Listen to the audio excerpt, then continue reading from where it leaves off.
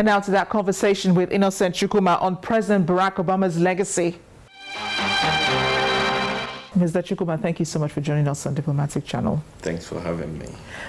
President Barack Obama made his last State of the Union address on Tuesday night in the U.S.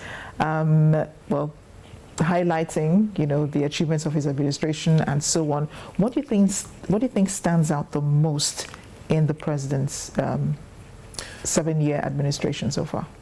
I think it has to be looked at from two levels. Domestics, the promise he made when he was elected or when he was campaigning, and then at the international level. I think at the domestic level, he can beat his chest about the number of things that he achieved. One, he staked out everything on recovering the economy. The bailout that was widely criticized, the auto industry that received a lot of money. And today, with the possible exception of Germany, America's economic recovery was the fastest among the industrialized nations. Even Germany now is tottering. So on that front, he can say he did well. And you look at the auto industry. We're talking about billions of dollars that were given to them. The auto industry just recorded, the best year ever in its history. And they have also, in terms of employment, the private sector has posted new jobs more than ever before. So at the economic level, he did very well. And also, his signature program, the Obamacare, this was healthcare reform that President Clinton couldn't do. As we speak, 3 million poor Americans now have medical insurance and Medicare aid. And that angers the rich anyway, because they're the ones paying for it.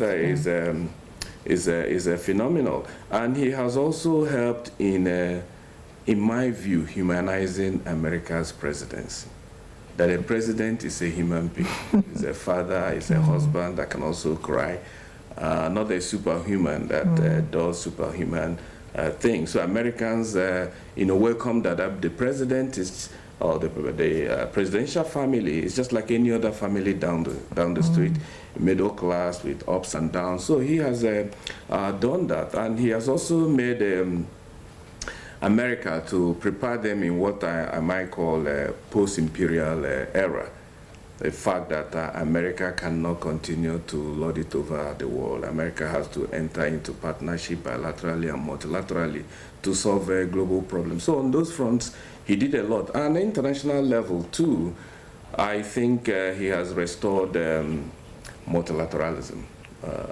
He has reconnected with Western allies. Arab Spring would have counted in his favor if not for the way he tottered at the end of the day, that people are now saying is more of an Arab nightmare than a spring. He killed bin Laden, something Bush could not do, So there's a lot to say about him. But then on the other side too, people are beginning to feel that in terms of foreign policy, he was a bit laid back. Let's talk a bit more, about that foreign policy. For example, well, you mentioned the Arab Spring and the war in Syria. But a lot of analysts say this was a president who talked a lot and did nothing.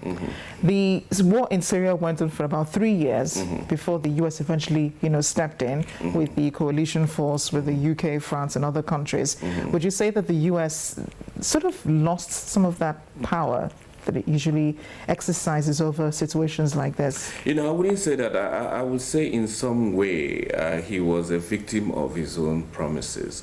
And people who criticize him on that front should also remember that this was a president that promised that he was going to bring American troops back home. Over at the time, over 160,000 of them were in Iraq alone. Many of them were dying. American families are complaining that they want their soldiers back, and he promised that. So soon after he began the process of bringing them back, Syria broke. So he was not in a haste to resend them again. So in that way, you could say he was caught up in his own promises. But I think he quickly recovered, and he also realized that he couldn't go it alone. In Syria, a lot of major powers have a lot at stake, especially Russia. Russia is an old partner of Syria and wouldn't like U.S. to go it alone. And that's why they tried to use the UN to get some consensus, which couldn't happen. So if he was to blame, I think it's a blame that should be shared by all. The Security Council failed the people of Syria. You know, the opposing party, if I may use the word, the Republicans have criticized the president concerning, the U.S. response to North Korea and the testing of that hydrogen bomb, saying that, America has lost its power because, well, every time the U.S. promises, the U.S. going, behind the United Nations, promises to tighten sanctions against, North Korea, promises to wield the big stick, and at the end of the day, nothing happens. So is the U.S. powerless against some countries of the world? No, I don't think so. And we also have to understand where the Republicans are coming as far as Obama's presidency is concerned. Because if you want to sum up their approach, it's one of blocking everything. Making sure that nothing Obama proposes succeed. And they failed to realize that when you are dealing with North Korea, you can't sideline China, because China is the major power in North Korea. You can get a lot done through China or cooperation with China than going it alone. The Republican Party is still trapped in that era where you have unipolar world. The world has changed a lot in the last few years. A lot of regional powers are on the stage, and if you don't engage them, they mess you up. They look at what happened the other day and compare it to what Turkey and Syria and Russia are dealing with. A number of American seamen strayed into Iranian waters. The next day, Iran released them. If not for the engagement of Iran, would that have happened? And compare it to Russian fighter jets straying for a few seconds into Turkey, and they were shot down. So people need to give Obama credit. I have areas where I have some issues with the way he has gone about things, but I put it in perspective. We're dealing with a totally different era. And the president in his own administration has renewed ties with Cuba, which have been severed for over 50 years. Now, the president has encouraged, both parties in Congress to work towards reestablishing those ties little by little. Some diplomatic ties have been renewed. The U.S. renewing ties with Cuba, I don't know, your thoughts on it. Is this good in the long run? It's huge. It's huge. We are talking about a sour relationship that has gone on for over 50 years, a tiny island blockaded economically on so many fronts. If you go to Cuba, people are still using vehicles made in the 60s and 70s. And the Cold War is over. This is the last vestige of the Cold War still hanging. And he reached out. And interestingly, my organization actually played some role in creating the framework that led to that relationship through our Mexican office, and also in alliance with the Vatican. We supported a lot of behind-the-scene meetings between the two parties that helped the new relationship that we're seeing. So it's huge for him. And I've spoken to a number of my Cuban friends, with the possible exception of those who are allied with the Republican Party based in Miami area and all that. Many of them these are people who have not been able to visit their home a lot of them are really excited about that. Yes. There's excitement, although there's also the unintended consequences of it, because America had this policy: once you cross the water, the island dividing the two countries, you get automatic citizenship or permanent stay in the U.S. So with this new reality now, would that continue to be? So a lot of people are now trapped in Puerto Rico trying to cross. So that is creating some anxiety among some Cubans. But do you think this relations with Cuba could turn awry sometime in the future? I mean, because you still have, the policies of Fidel Castro, even though he's no longer president, are still running in the country. And you have Raul Castro, who's trying very hard not to move towards too much to the West, and yet is trying to keep up with the rest of the world. Yeah, I think it's something that is going to take a while for them to make the move radically in the direction that we expected, because the situation we're in now didn't happen overnight. But then, by the time they open up their economy for American participation, which is the ultimate goal, a lot of businesses in the U.S. are just waiting for the green light to be given to go into Cuba. So with normalization of economy, it will eventually impact on the political process. And mind you, Raul Castro is in his 80s. You know, how long does he have to stay before, and who is succeeding him might be as open-hearted about this whole reconciliation than he has been so far. If we look at President Barack Obama's relations, because I don't want to say his administration now, but his relations, because he's African-American, the first African-American president in the United States. So if we look at his relations with Africa, I mean, it's gone both ways.